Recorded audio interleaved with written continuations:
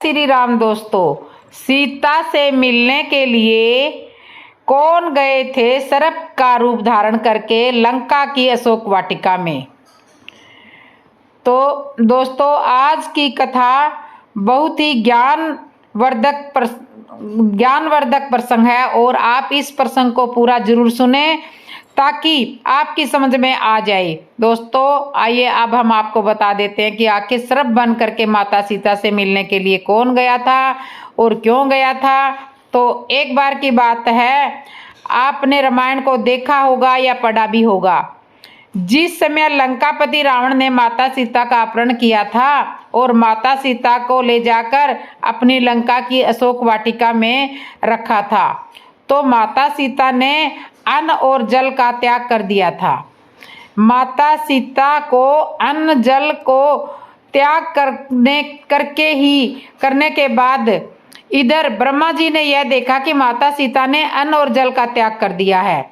तो ब्रह्मा जी को बहुत फिक्र सोच हुई कि वह भूखे रहेंगे, उनको भूख बहुत परेशान करेगी। इधर ब्रह्मा जी ने माता सीता को चिंता हो गई, अब क्या करें और क्या ना करें। इस समय ब्रह्मा जी ने देवराज इंद्र को अपने पास बुलाया और कहा कि आप हमारा एक कार्य कर सकते हैं।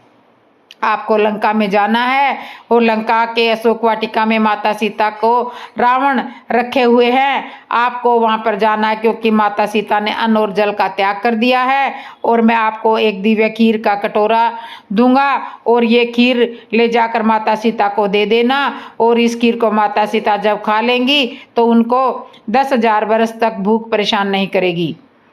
लेकिन आप वहां से जब लौटेंगे तो यदि अपने रूप में जाएंगे तो लंकापति रावण पहचान लेगा और कोई दरबारी आपको पहचान लेगा तो एक बहुत बड़ी समस्या खड़ी हो जाएगी। आप एक ऐसा रूप धारण करें कि जिससे लंकापति रावण भी ना समझ पाए और लंका का कोई दरबारी भी ना समझ पाए। जब इतनी बात देवराज ने इंद्र को सुनाई तो देवराज इंद्र ने कहा कि आप चिंता ना करें, आपने यह कार्य हमें सौंपा है तो मैं इस कार्य के लिए लंका में जरूर जाऊंगा। दोस्तों यह बात सुनकर देवराज इंद्र ने एक सर्प का रूप धारण किया, यानी एक सांप बन गए और सांप बनने के बाद लंका के अशोक वाटिका में जाकर के पहुंच गए। माता सीता ने यह समझा कि कोई राक्षस होगा जो हमें परेशान करने के लिए आया है। माता सीता नहीं समझ पाई कि ये इंद्र हैं, तो इंद्र ने सोचने लगे कि अब क्या करें। माता सीता ने हमें नहीं पहचान पाया तो सर्प के रूप में जब इंद्र थे तो उन्होंने अपना असली रूप में आ गए और ये कहा कि माता मैं इंद्र हूँ। तो इंद्र की बात सुनकर के माता सीता ने अपने तपोबल से यह देखा कि ये वास्तव में इंद्र है या इंद्र तो है या कोई और है। तो माता सीता जी समझ गई कि आप ही इंद्र हो। तो माता सीता ने कहा कि कहो इंद्रदेव, किस कारण से यहाँ पर आए हो, कि आपका यहाँ पर किस कारण से आना हुआ। तब इंद्रदेव ने कहा कि माता आपने अन्न और जल का त्याग कर दिया है, आपको भूख बहुत परेशान करती होगी और इससे भूख की समस्या के लिए हम आपके पास यह दिव्य खीर लेकर के आए हैं। यदि आप इस दिव्य खीर को खा लेंगे तो आपको 10,000 वर्ष तक भूख नहीं सताएगी। आपने जल और अन्न का त्याग कर दिया तो ब्रह्मा जी ने को बहुत सोच हो गई थी और उन्होंने आपको 10,000 वर्ष तक भूख परेशान नहीं करेगी यह दिव्य खीर भेजी है। तो दोस्तों परिणाम यह मिलता है कि माता सीता ने बहुत मना किया कि मुझे यह खीर नहीं खानी है, लेकिन इंद्रदेव की ज़्यादा प्रार्थना करने पर माता सीता ने उस खीर को ग्रहण कर लिया था। दोस्तों अब जब खीर को ग्रहण कर ही लिया तो इंद्रदेव अपने इस रूप में सर्प बन करके लंका से बाहर आए और अपने इंद्रलोक में पहुंच गए। तो इस तरह से माता से मिलने इंद्रदेव आए थे सर्प के रूप में। केवट की निष्काम भक्ति, श्री राम जी की चरण सेवा, श्री राम जी और केवट का प्रेम, सेवा और समर्पण की कथा। तो सुनिए, ऐसा प्रेम जो किसी बिना स्वार्थ के था, ऐसी भक्ति जिसने प्रभु को भी मुस्कुराने पर मजबूर कर दिया, ऐसा समर्पण जिसमें एक साधारण नाविक को अमर कर दिया, ऐसी सेवा जो केवल प्रेम से प्रेरित थी, न धन से न यश से। गंगा की लहरों पर एक भगत की भक्ति ने एक नया इतिहास रच दिया। वह न कोई राजा था न कोई महात्मा, बस एक साधारण केवट जिसकी भक्ति ने स्वयं श्री राम को रोक दिया। क्या आप तैयार हैं इस अद्भुत कथा को सुनने के लिए? तो केवट की सेवा, श्री राम भक्ति की अनुपम गाथा। संध्या का समय था, आकाश में सुनहरी आभा बिखरी हुई थी, पक्षी अपने घोंसलों की ओर लौट रहे थे। गंगा की लहरें शांत थी, मानो वे भी किसी महान आतंक के स्वागत के लिए ठहर गई हो। श्री राम, माता सीता और लक्ष्मण अयोध्या छोड़कर वनवास की ओर बढ़ रहे थे। उनके नंगे चरणों के स्पर्श से धरती धन्य हो रही थी। वनवासी ऋषि मुनि और पशु पक्षी भी उनकी एक झलक पाने को आतुर थे, लेकिन इस यात्रा में उन्हें एक और महान भक्त से मिलना था, केवट से।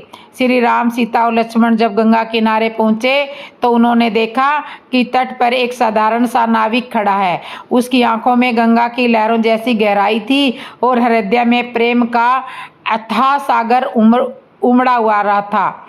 श्री राम जी ने विनम्रता से पूछा, हे नाविक, क्या तुम हमें गंगा पार करा सकते हो?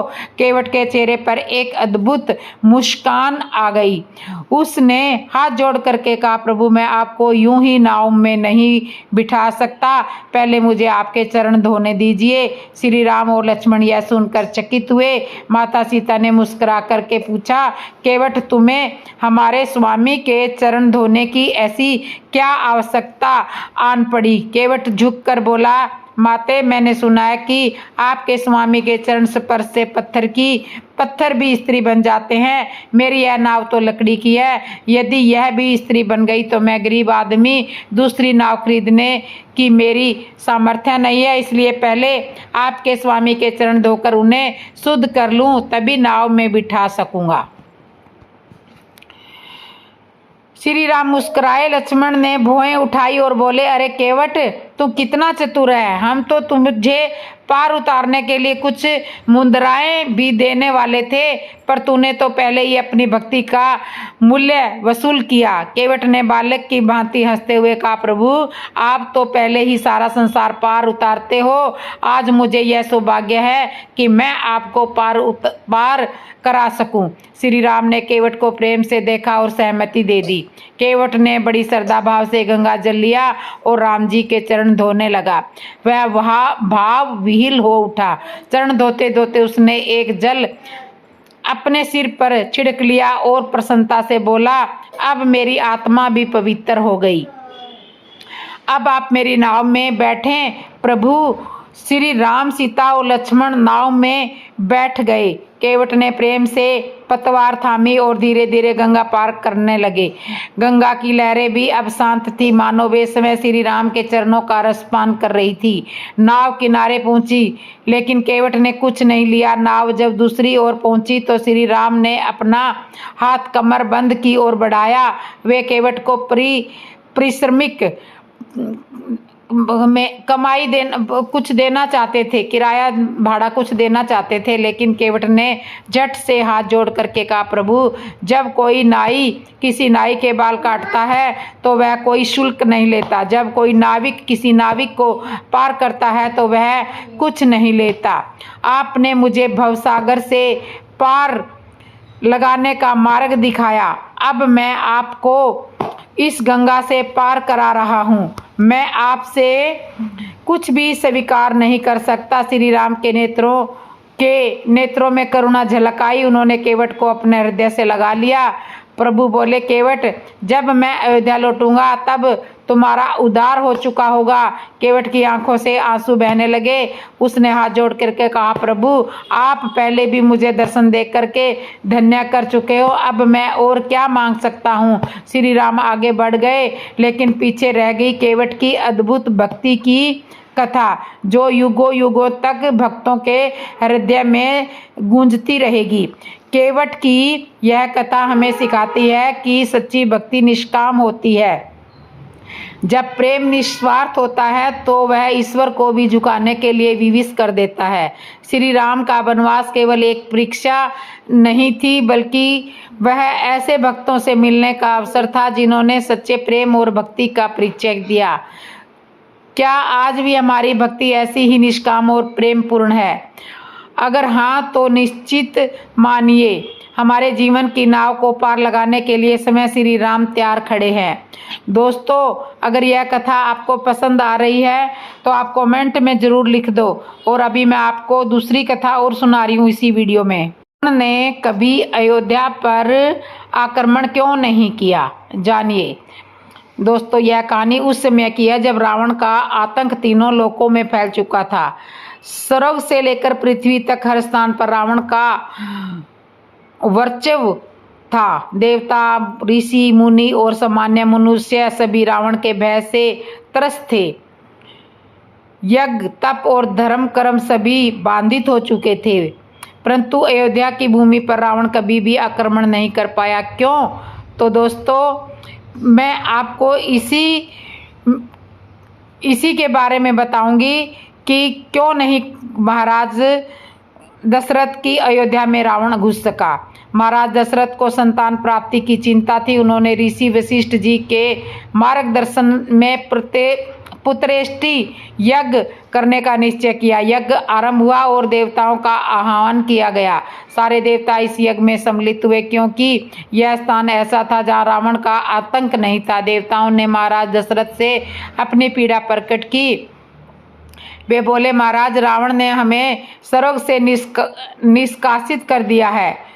वह यज्ञ, तप और धर्म कर्म सभी को नष्ट कर रहा है। हम गुफाओं और जंगलों में छुपने को मजबूर है, लेकिन अयोध्या में रावण आने की हिम्मत नहीं करता। कृपया इस यज्ञ को पूर्ण करें जिससे धर्म की पुण्य स्थापना हो। अयोध्या की 84 कोस की परिधि में रावण का आतंक नहीं था। इसका कारण महाराज दशरथ और उसके पूर्वजों का धर्म और शक्ति थी। रावण को भविष्यवाणी पता थी कि दशरथ के पुत्र के हाथों उसका अंत होगा, इसलिए वह अयोध्या की सीमा में प्रवेश करने से खतराता था। महाराज दिलीप, जो दशरथ के पूर्वज थे, निसंतान थे। वे ऋषि वशिष्ठ की कामधेनु गाय की सेवा कर रहे थे। एक दिन जब गायें जंगल में चर रही थी, तब एक शेर ने उस पर हमला कर दिया। दिलीप ने गाय की रक्षा के लिए संध्या व्रत के दौरान जल का बाण चलाया और शेर को मार गिराया। उसी समय रावण वहां पहुंचा। उसने सोचा कि दिलीप को मारकर भविष्य को बदल दूंगा। दिलीप और रावण का संवाद होता है। रावण ने उन्हें शास्त्र का ज्ञान देते हुए कहा कि संध्या के दौरान पीछे जल फेंकना विधि के विरुद्ध है। दिलीप ने उत्तर दिया, लंकेश, मैं अपने गुरुदेव की गाय की रक्षा कर रहा हूँ। यदि नियम तोड़ना पड़े तो भी धर्म की रक्षा करना मेरा कर्तव्य है। रावण ने देखा कि जिस राजा ने जल का बाण बनाकर शेर को मार दिया, वह उसे भी मार सकता है। रावण वहां से भाग गया। तब रावण ने दशरथ से भी युद्ध करने का प्रयास किया। दशरथ ने कहा, अगर तुम मेरी उत्तरी सीमा का द्वार खोल सकते हो तो मैं तुमसे युद्ध करने के लिए तैयार हूँ। रावण ने अपनी 20 भुजाओं से द्वार खोलने का प्रयास किया, परंतु असफल रहा। दशरथ ने अपनी एक भुजा से द्वार को बंद रखा। रावण लज्जित होकर वहां से चला गया। रावण जानता था कि अयोध्या में धर्म, सत्य और शक्ति का संगम है। महाराज दशरथ जितेंद्रिय थे। उनका संयम और धर्म पालन अद्वितीय था। रावण समय यज्ञ और तप को नष्ट करने जाता था, परंतु अयोध्या में प्रवेश करने का साहस नहीं कर पाता था। जब दशरथ जी का पुत्रेष्टि यज्ञ हुआ तो देवताओं ने प्रसन्न होकर उन्हें आशीर्वाद दिया था। देवताओं ने कहा, महाराज, आप जैसे धर्म रक्षक के कारण ही धर्म जीवित है। आपके वंश से ऐसा पुत्र जन्म लेगा जो रावण के आतंक का अंत कर देगा। अयोध्या की भूमि पर रावण का आक्रमण न कर पाना महाराज दशरथ और उसके पूर्वजों की धर्मनिष्ठा, शक्ति और सत्या का परिणाम था। यह कथा हमें यह सिखाती है कि जब व्यक्ति धर्म, संयम और सत्य के मार्ग पर चलता है तो सबसे बड़ा आतताई भी उसे पराजित नहीं कर सकता। तो इस तरह से अयोध्या की भूमि पर रावण हमला करने नहीं आ सकता था। आपको सुनाती हूँ अंगद के पैर में इतना बल कैसे हुआ। अब मैं आपको सुनाती हूँ अंगद के पैर में इतना बल कैसे हुआ।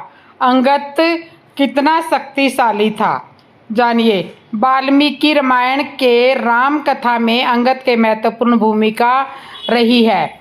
अंगद राजा बलि और तारा के बेटे और सुग्रीव के भतीजे थे।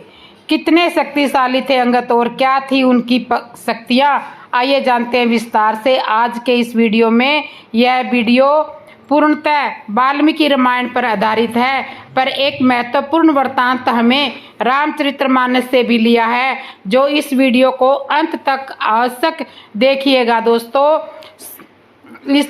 दोस्तों आइए चलते हैं वीडियो की ओर।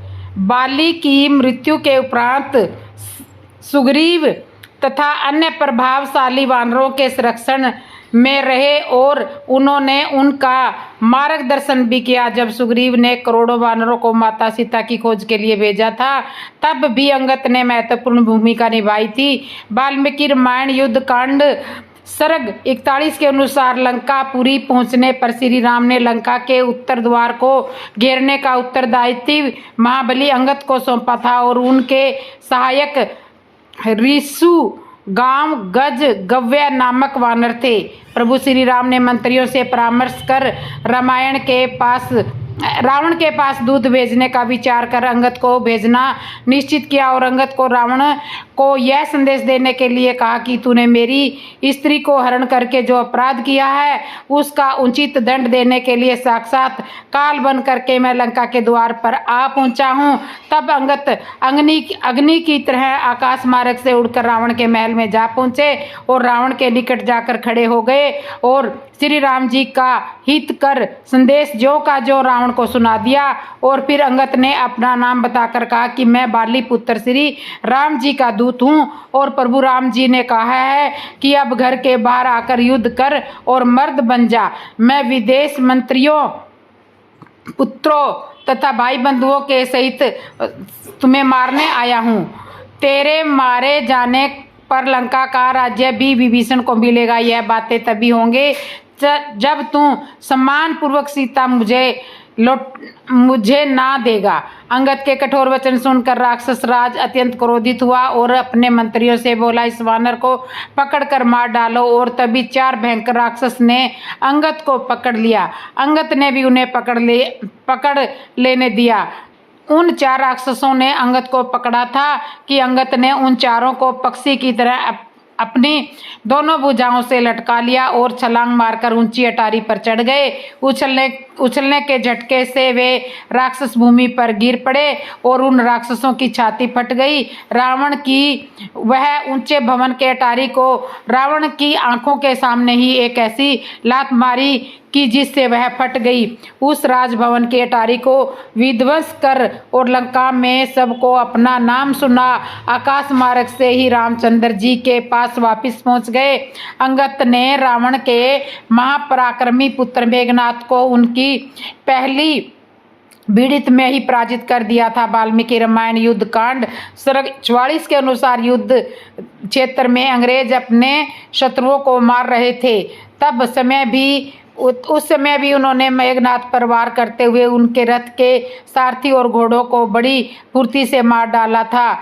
तब उस भयंकर युद्ध में अंगद द्वारा अपने सारथी और घोड़ों के मारे जाने पर इंद्रजीत रथ को त्याग कर वहीं अंतर्ध्यान हो गया था। अंगद की इस वीरता को देखकर समस्त देवता, ऋषि गण तथा दोनों राजकुमार भी, रामचंद्र और लक्ष्मण भी संतुष्ट हुए, क्योंकि युद्ध में इंद्रजीत कैसा बलवान था यह बात सब लोग जानते थे। उस युद्ध में अंगद द्वारा पराजित होने से इंद्रजीत अत्यंत क्रोधित हुआ था। इसके उपरांत युद्ध कांड सर्ग 53 के अनुसार ब्रिज दष्ट नामक एक क्रूर राक्षस जो रावण का अनुयायी था, वे अपनी विशाल सेना को लेकर वहां युद्ध भूमि में आ पहुंचा और वहां उसका सामना अंगद से हुआ। पहले तो अंगद ने उसकी राक्षसी सेना का संहार किया।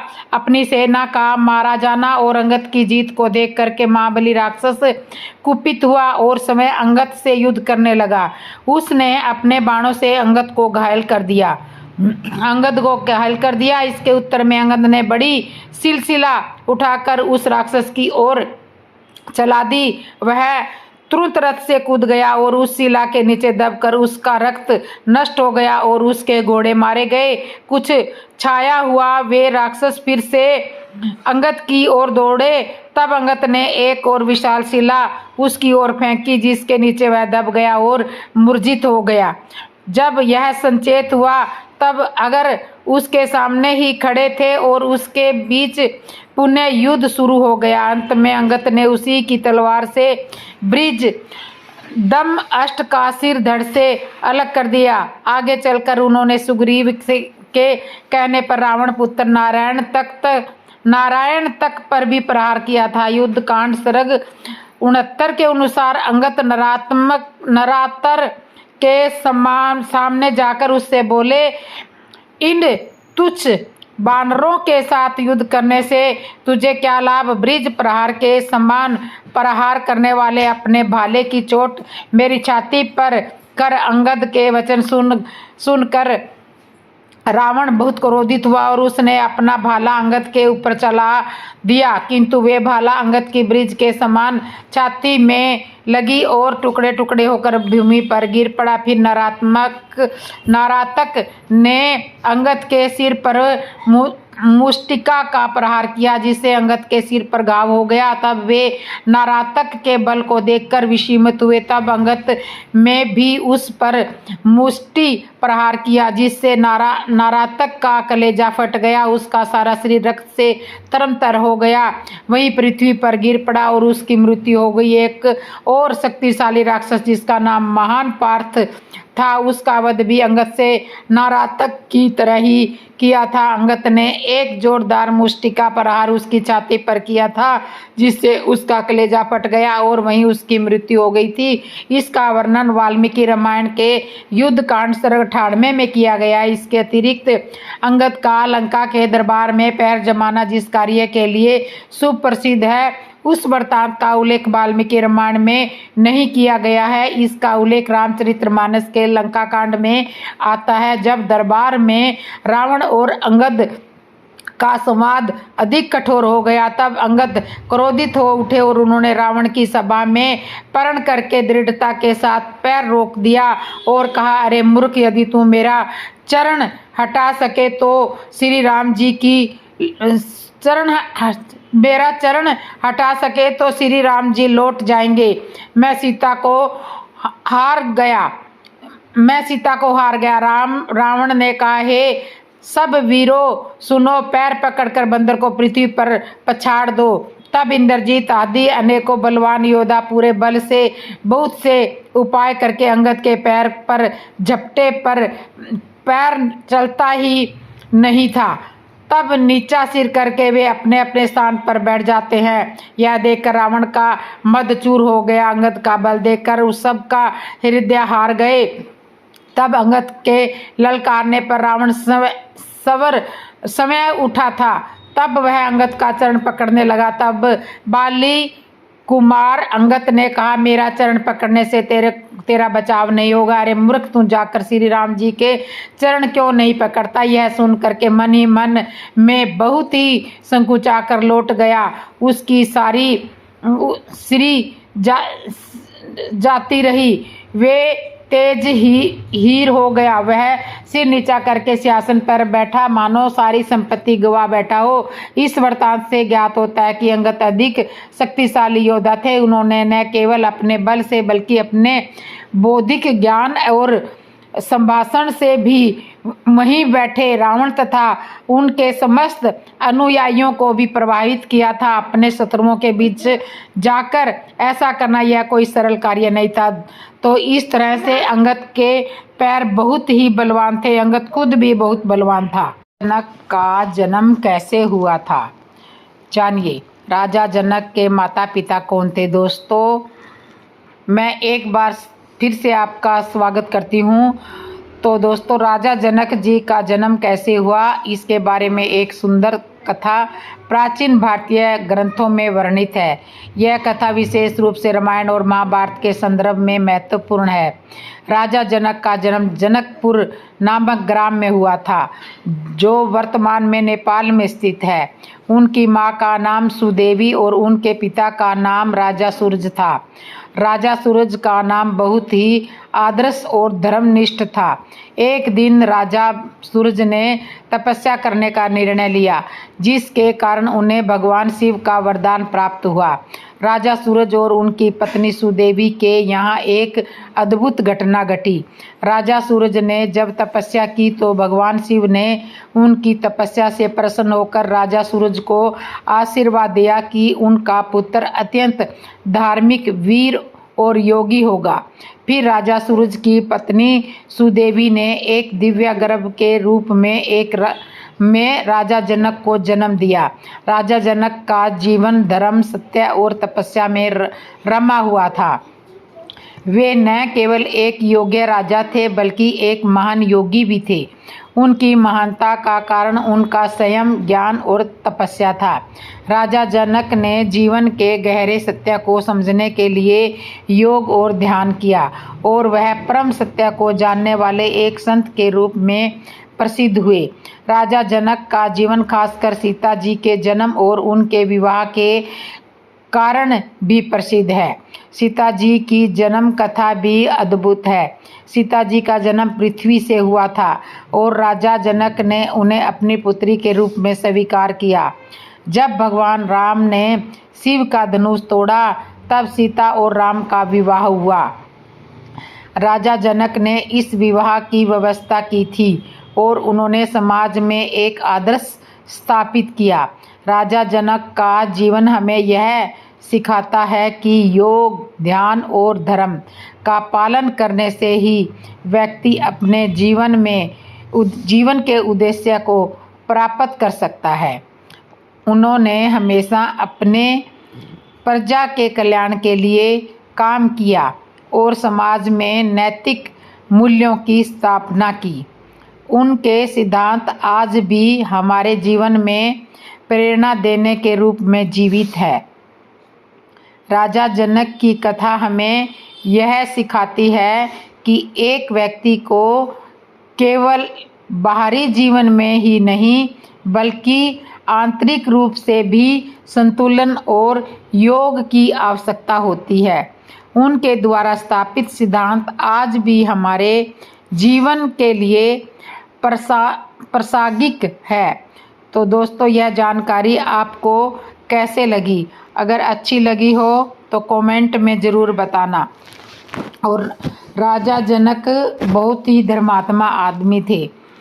वो अपनी प्रजा के हित के लिए हमेशा तैयार रहते थे और उन्होंने सीता स्वयंवर में भी सभी का पूरे आदर सत्कार से सबको बुलाया था और सबको अच्छे से मान सम्मान किया था। तो आज की कहानी से हमें यही शिक्षा मिलती है कि हमें अपने जीवन में अच्छे अच्छे काम करने चाहिए ताकि पीछे से लोग हमें याद करें। तो दोस्तों, आपको ये मेरी कथा अच्छी लगी हो तो कमेंट में ज़रूर बताना और जो मेरे चैनल पे नए आए हैं वो सब्सक्राइब कर लो और बेल आइकन बटन ज़रूर दबा लो ताकि आने वाली हर नई वीडियो की नोटिफिकेशन आपको पहुंच जाए और आप ऐसे ही सुंदर सुंदर कथाएं, ज्ञान देने वाली कथाएं आप सुन सकें। और दोस्तों, वीडियो को शेयर भी किया करो ताकि राम नाम दूर दूर तक फैले और सभी लोग सुंदर सुंदर राम कथाएं जो मेरे चैनल पे आती हैं उनको सुने। तो इसलिए आप कथा को वीडियो को शेयर भी कर दीजिए। तो दोस्तों कमेंट में जय श्री राम जरूर लिख दीजिए। जय श्री राम लिखना भी बहुत ही पुण्य का काम होता है। और एक बार जोर से बोल दो जय श्री राम दोस्तों, जय श्री राम, जय श्री राम, जय श्री राम।